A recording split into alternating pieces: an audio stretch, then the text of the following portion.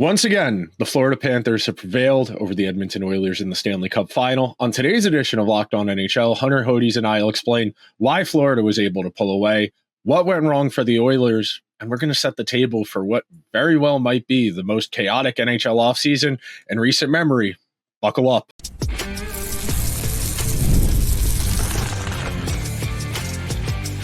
You're Locked On NHL, your daily podcast on the National Hockey League. Part of the Locked On Podcast Network, your team every day. Hello, everyone, and welcome to today's edition of Locked On NHL. I'm Nick Zararis, the host of Locked On Oilers. That is my good friend and co-host, Hunter Hodies, one of the co-hosts of Locked On Penguins. And we want to thank everyone that is making Locked On NHL their first listen of the day. Locked On NHL, covering the entire NHL every day, wherever you get your podcasts or over on YouTube. We have so much to get to. This very well could be a 6 or 7 hour long episode, but being that Hunter and I only have about 30 minutes, we do have to get to work.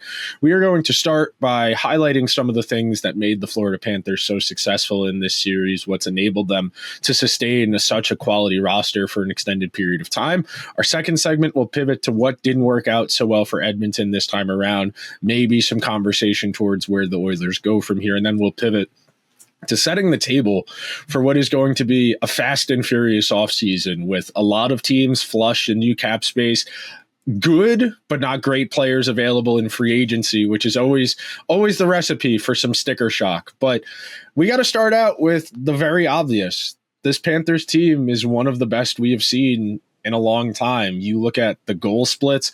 I saw the one stat last night. The only teams to score more goals than the Panthers in this playoff run on their way to the Stanley Cup were two Islander teams from the four-peat and then an Oilers team from before their three-peat. So we're talking about very rarefied air here as far as some of the best teams in contemporary NHL history. And look, I don't really think of the 80s as contemporary NHL history. It's a smaller league still using wooden sticks, guys with no helmets, bigger, slower, not great goaltending technique. But you think about with this Panthers team and just the overall quality of the depth. You know, we talked last week, the idea that a Marchand, Lundell, Luosterainen line on a lot of teams is a second line. On most teams in the NHL, that's a second line. On a bad team, that's a first line caliber line.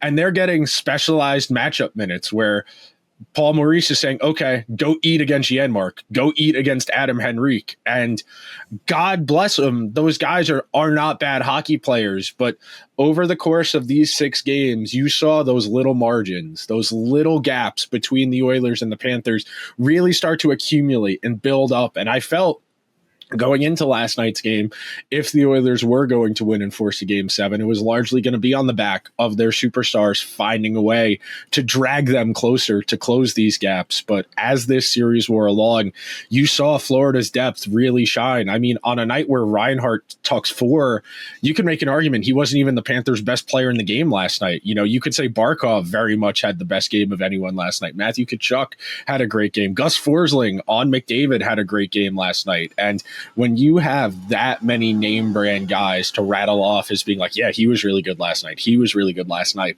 it becomes really daunting when your third best forward is a compromised Ryan Nugent-Hopkins or a Vander Kane who can't stay out of the penalty box. That's why I think this run for the Panthers is probably the more impressive one compared to last year when you consider the teams that they beat this year. You know, that juggernaut of a Lightning team in the first round, Nick, you know, that was a team that, heck, I even picked to beat the Panthers because I really liked the way the Lightning were playing going into the playoffs. I felt like they had really addressed a lot of their needs. Panthers go in there, they absolutely dominate them. You then beat a really good Maple Leafs team in the second round, and that's the team that came the closest to taking out the Panthers up 2-0 in that series, up 2 goals in Game 3. You have them pinned down on the mat, and then you let them get up. And then that was curtains. You have them, you take them to a Game 7. I understand that, but you still let them get off the mat, reset a little bit. That was a big mistake. They obviously crushed Carolina in the conference final, and then they beat an even better Oilers team this year compared to last year. Yes, I know last year was a 7-game series. This one was a 6-game series, but I think this Oilers team was better this year compared to last year. And you saw how great the Panthers were, especially these last 2 games. Those first 4 games of the Stanley Cup final, Nick, were absolutely tremendous. Back and forth. You had some blown leads. You had McDavid and Leon doing their thing. Florida's depth was really good. Their stars were getting into it. Bob was playing well. Heck, even the Oilers goalies were at least fine. But these last couple of games, it felt like after the Panthers really blew that lead, they were like, you know what? We're not doing any of this anymore. We're just going to get back to our game. And that's exactly what they did. They absolutely crushed both Pickard and Skinner. They got the depth scoring. Their stars showed up. They got the goaltending, and they gave up nothing in the middle of the ice. In Game 6 last night at 5-on-5, the Oilers only had 5 high-danger chances. The Panthers did such a good job of limiting them to the outside. They made both Connor and Leon completely non-factors at 5-on-5 in Game 6. You can even say for Game 5. And yeah, I know, Nick, Connor had the goal in Game 5, but I still felt like for the majority of that game, both Connor and Leon were also non-effective. And when that happens 2 games in a row, there's only so much you can do. I know the Oilers' depth was really good in the first 3 rounds. I think that was one of the biggest reasons why they got back to the Stanley Cup final, as well as, Skinner going a little bit of a heater. Obviously, Connor and Leon were absolutely tremendous. I'll throw Bouchard in there as well. But when they really needed the depth to continue that in the final, they were completely obliterated. And I also think that was one of the biggest differences in this series, especially these last 2 games. Oh, absolutely. And it's a real testament to Florida. And it's kind of one of the hallmarks of a great team is that they can win in any type of game. That I keep saying that, Nick. You want them to play a 5-4, 6-5 game? They'll beat you that way. You want them to play a 1-0, 2-1 game? Oh, they'll beat you that way. You want them to play like a bunch of rats and piss you off and troll you? They'll win that way too. They're a hybrid team where they can beat you any way you want. And that's why this is going to go down as one of the best teams I think I've ever seen of my lifetime. Like this is a absolute juggernaut. Heck, this 3-year stretch I think will go down as arguably the best of the Cap era, if I'm being completely honest. I think that's a fair assessment, and we have all summer for those types of hypotheticals. I know I was texting with one of my Penguin fan friends last night, and he had said, all right, best of 7, 2016 Penguins or this Panthers team. And I think it's a really interesting conversation. I think you would take the Florida goaltending situation. I think you would say Florida probably has a slightly better defense man-to-man, but then you think about Pittsburgh having Phil Kessel on the third line, and as good as Marchand was in this series on that Florida third line. And it becomes a very entertaining hypothetical and part of the reason that makes talking about sports so fun. But the last point I really wanted to hit on, and I think it'll set up nicely for where we're going to go talking about the Oilers. Through the first 3 rounds of the playoffs, the Oilers were getting quality contributions up and down their lineup, but losing Zach Hyman really messed with their ability to roll an evenly distributed lineup. The best the Oilers played in the entirety of the playoffs were the games between LA and Vegas, where they were rolling the Connor Leon and Corey Perry first line, and the second line was Nugent Hopkins, Hyman, and Evander Kane. And they were cycling teams into oblivion. They were forechecking aggressively. They were forcing teams into mistakes. And you saw last night the only lines that were able to even really get anything going against Florida, even just in terms of zone time, were the third and fourth line. It was the guys who were willing, get the puck in deep. We're going to have to win board battles. We're going to have to eat sticks. But if we can just buy ourselves some time, get our feet under us, it'll give us a chance to hang around in this game. But unfortunately for the Oilers, you saw just how small the margins are. And ultimately, we're talking about 2 funky sequences. We're talking about a hand grenaded pass where Bouchard has a chance to clear it and doesn't. He gets hit. He turns it over. Ekholm entirely whiffing on the follow-up check. And then we're talking about a goal where the Oilers gain the offensive zone, turn the puck over immediately at the blue line. The Panthers go the other way. Instead of pushing it to the middle or trying to just make something happen, Florida waits for reinforcements. Tkachuk comes in as the trailer. There's traffic all over the place, and Skinner doesn't really have a chance because that puck's coming from 35 feet away with 2 waves of screens in front of him. And you're at 2-0. And you haven't played poorly to that point. You've just messed up on 2 sequences. And when you are playing a team that is this deep, that is this quality, small mistakes, they sneak up on you in a heartbeat. We talk about that all the time. You can't keep trying to come from behind against the Panthers. Yeah, I know. They had done it a couple times this series, and they were doing it all playoffs. Like, that was kind of their MO. But you can't keep falling into these holes against the Panthers and expecting to come out of them. Nick, this stat really sent me home last night. The Panthers led for almost 256 minutes of the Stanley Cup final. That is an all-time record for the championship series per Sportsnet stats. That is absolutely crazy to me. Like, you can't play from behind that often. Like, you just can't. Like, they needed to have a better start last night. I thought they got it to a degree. Bob looked, I felt like, a little shaky to start the game. They gave up a couple big juicy rebounds. I was like, ooh, don't really know about that. But they allowed him to settle in, and they couldn't capitalize on that better start. And you were in a 2-0 hole right away. You can't keep trying to come back from these deficits against a juggernaut. Especially when you don't have your special teams going. I know no penalties called in last night's game, but for an Oilers team to be under 20% on the power play in a best-of-7 series in the McDavid Draisaitl era is borderline unheard of. But we are going to take our first break of today's edition of Locked On NHL. And when we come back, we're going to pivot to talking about what went wrong for the Oilers, where they go from here, and a whole lot more. So be sure to stick around to this edition of Locked On NHL, where we've got your teams covered every day. Are you looking for a snack that's both delicious and nutritious? Crack into a good source of protein today with Wonderful Pistachios. Wonderful Pistachios is one of the highest protein nuts. Each 1 ounce serving has 6 grams of protein, giving you over 10% of your daily nutritional value. Plus, they're packed with that ultra important fiber for gut health and better for you unsaturated fats to help you keep feeling fuller for longer.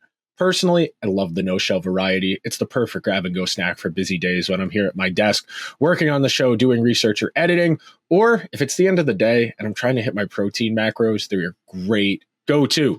Or if you're old school and you love cracking open every shell for that satisfying crunch, the in-shell options are a classic favorite. Wonderful Pistachios is a complete protein that provides all 9 essential amino acids. Get snacking and get cracking with the snack that packs a protein punch.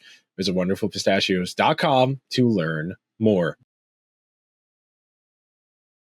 Thank you to everyone who is hanging out on today's edition of Locked On NHL with Hunter Hodies and I as we unpack the Stanley Cup final and talking more from the Oilers' perspective. And not having Hyman kills your power play. It just entirely saps an element of dynamic play that you don't have. And the power play struggled in this series, very much so. You think about it in the context of the 5-on-5 play where, okay, we don't have Zach Hyman and we're trailing so much in this series. We got to play Connor and Leon together. So what does that do to the rest of your lineup?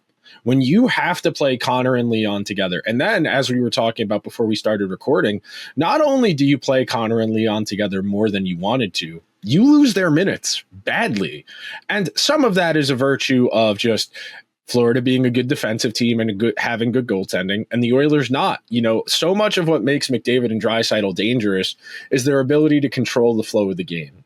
And you go and look at their on-ice shooting percentage when they were together, 2.3, and their on-ice save percentage being like 850-something, 860-something. And very quickly, you get an understanding that they got none of the benefits of playing those guys together. And then the depth throughout the rest of their lineup got thoroughly outplayed. So you had about as rough a combination of circumstantial factors against your 2 best players in a series where you needed them to be great. And both were good. You know, they're both a point per game in the series. Leon scores the 2 overtime game winners. Yeah. Connor, point per game. And I don't feel like it's unfair to say they were fine. They were good. But if the Oilers were going to pull this off, they needed them to be great. And that's really the difference here. Last year, they were both a smidge better. Connor more so. Leon was hurt, especially as the series wore on, didn't have a goal throughout the entire series at large. But when you are, you are the underdog. When the other team is more talented than you, you need those guys who are capable of rising, of elevating, of getting to that threshold to make up the gaps. Because it's not realistic of me to be complaining that, hey, you're getting nothing from Connor Brown and Matthias Janmark and Adam Henrique. That's not reasonable. Those guys are not here, and I can't expect those guys to contribute consistently offensively.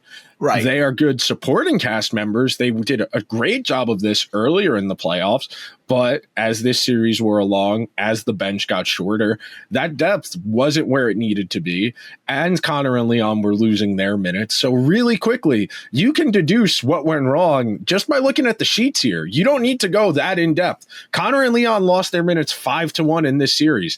That'll tell you all you need to know.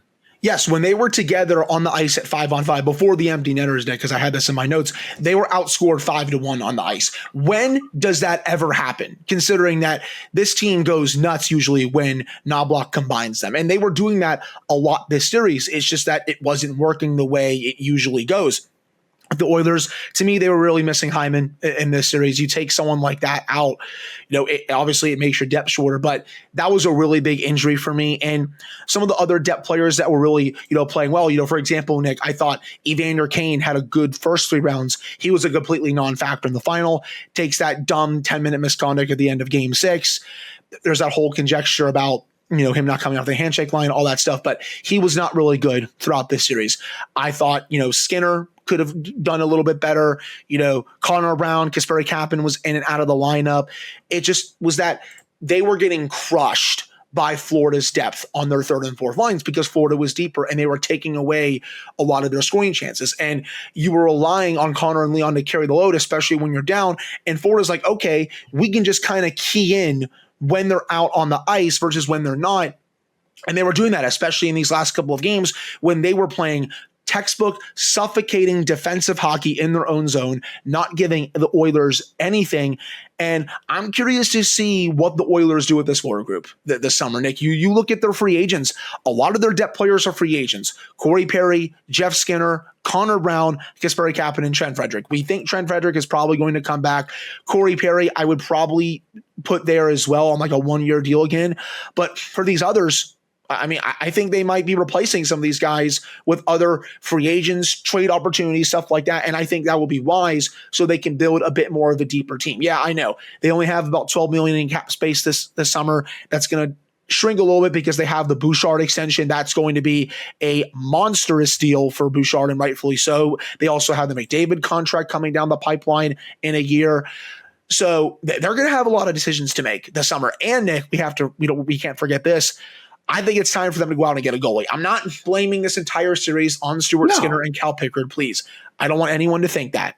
But I still think they can very much use an upgrade at that position as a whole when you look at the overall body of work from this season. I'm not blaming Skinner or Pickard. A lot of these goals, they were left out to dry. But I still think as a whole, they need an upgrade there.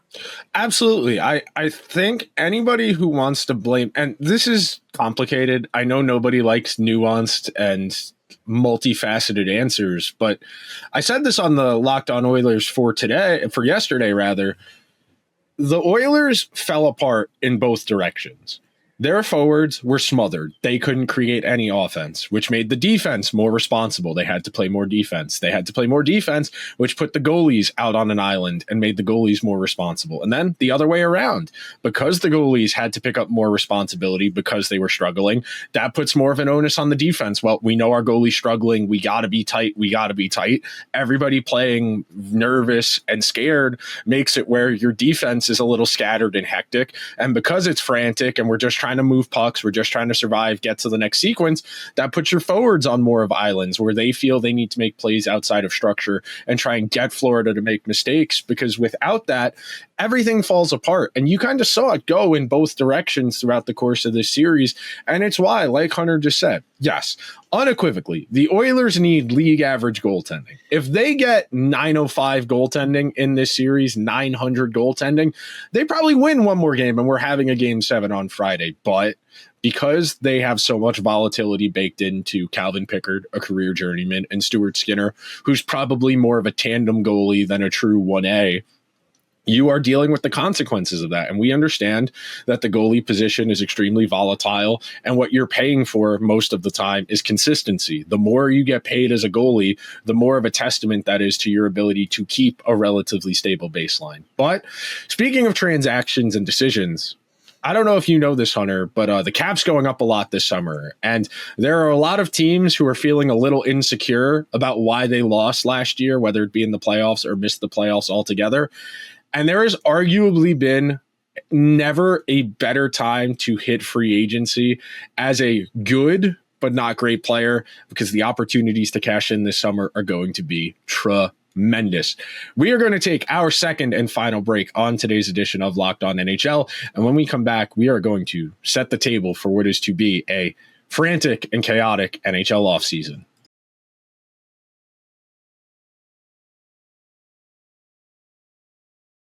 Thank you to everyone who is hanging out with Hunter and I on this Thursday edition of Locked On NHL, where we are unpacking the Stanley Cup final and setting the table for what's to come. And generally speaking, we go to the July 1st with a baseline understanding that these guys are going to get there, barring something weird. And it really depends, because people are reporting conflicting things. And when you have conflicting reports, it's important to put your news literacy hat on and think about, okay, where is this news coming from? Who does this news benefit? And where do we go from here? The first example I give you, the reports that, well, Sam Bennett and the Panthers, they were pretty close to an extension, but they tabled it during the playoffs, and he won the Conn Smythe, and he led the entire playoffs in goals. And now, does he want to stay in Florida? Does he want to cash in? And that dichotomy doesn't necessarily need to be. There's a world where the Panthers can pay Sam Bennett $9 million a year. They're going to have to let Aaron Ekblad leave. They're going to have to make some cost-cutting decisions at other places in their lineup, but they could do it. We know it seems like Mitch Marner's going somewhere else, not staying in Toronto. What that means for the team, what that means for the Leafs as buyers. Would they be interested in Brad Marchand or Sam Bennett? Or maybe they go somewhere else like a Brock Besser. Brad Marchand doing the villain arc going to Toronto. I think I will need that injected into my veins if that happens. It's not out of the realm of possibility. That's very much a Leafs thing to do. You think about how they brought in Patrick Marleau pretty much at the end of his functionality as an NHL. And they got rid of him within a year. Now, I don't think Marchand is nearly as cooked a product as Marleau was when he got there. No. But at the same time, you think about this and what free agency typically says. And I always compare it to grocery shopping hungry, because everything looks good when you're at the supermarket. Then you realize, oh, I bought 4 pounds of salmon. I got to cook this. I got to do something with this now. That's kind of the conundrum here going into free agency, because before you sign them, you can talk yourself into anything. Well, if we sign Brock Besser and we play him with our first line center and give him a featured spot on our first power play unit, why wouldn't he score 35 goals? He scored 40 2 years ago. We can get 85, 90% of that. That's doable. But you got to look at the circumstantial factors. You got to look at the age, the cost. You got to account for the cap increasing. If you're a team like the Oilers, you mentioned it. You just gave Leon an extension to make him the highest paid player in the NHL. Now you need to give McDavid an extension. He's eligible to sign it this summer. It wouldn't go into effect till next year. Evan Bouchard, same deal. You could agree to an extension with Evan Bouchard that would go into effect next year. But right now, and think about it like this. The Oilers are paying McDavid and Draisaitl like $20 million combined between the two of them. And Bouchard was getting like $24 million for their 3 best players. There's a real strong case that's going to be north of $40 million for the 3 of those guys if Bouchard signs a long-term extension.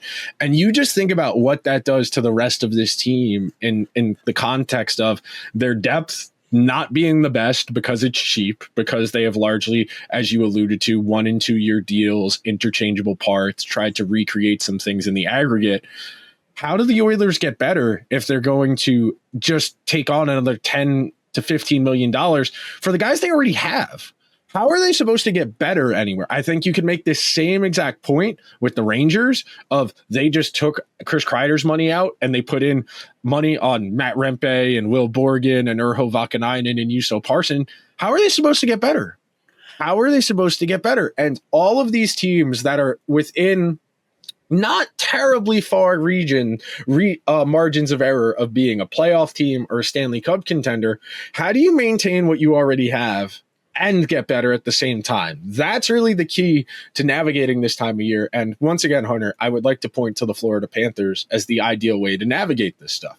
You look at the way they've handled guys like Evan Rodriguez, Nate Schmidt, Oliver Ekman-Larsson, Nico Mikkola, some of their depth guys like AJ Greer, etc.